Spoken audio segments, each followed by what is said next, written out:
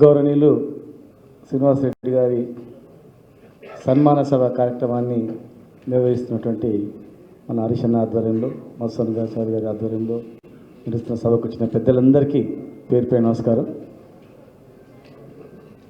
వారు ఒక ప్రొఫెసర్గా రిటైర్డ్ అయ్యి పార్టీ జాయిన్ అయినప్పుడు మేము 2001-2 నుంచి డైరీ ప్రోగ్రామ్ చేసేది.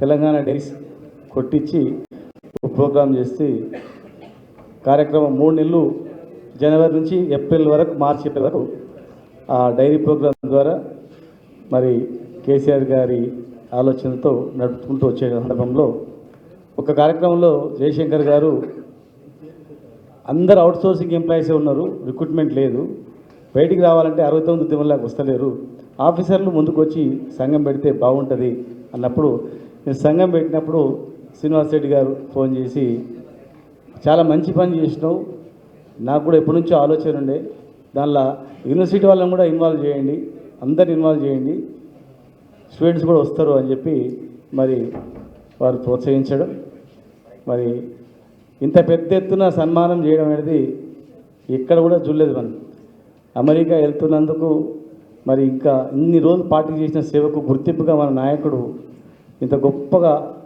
ఒక ఇన్స్పిరేషన్, పనిచేసే వాళ్ళకు ఉత్సాహం ఏంటట్లు అమెరికా వెళ్ళినా కూడా ఒట్టి ఉండకుండా తెలంగాణ వ్యక్తులను అక్కడ ఐక్యం చేసి వాళ్ళను తెలంగాణ వైపు పారిశ్రామిక రంగంలో కావచ్చు అనేక రంగాల్లో ఇన్వాల్వ్ అయ్యేటట్లు వాళ్ళు చేయాలా, ఉత్సాహవంతంగా చేయాలని చెప్పి వారు చేయడం మరి నిజంగా చాలా సంతోషం. వారి గురించి ఎంత చెప్పినా తక్కువనే. పార్టీ ఆఫీస్ అంటే ఎవరు లేకపోయినా శ్రీనివాస్ రెడ్డి గారే. మరి అంత శ్రీనివాస్ రెడ్డి గారి తర్వాత మళ్ళీ అదే అటువంటి అంకుత దీక్షతో పనిచేసేటువంటి మా జిల్లా సంబంధించినటువంటి రావుల చంద్రశేఖర్ రెడ్డి గారు కూడా వారు బాధ్యత తీసుకోవడం అనేది మాకు ఇంకా చాలా సంతోషం.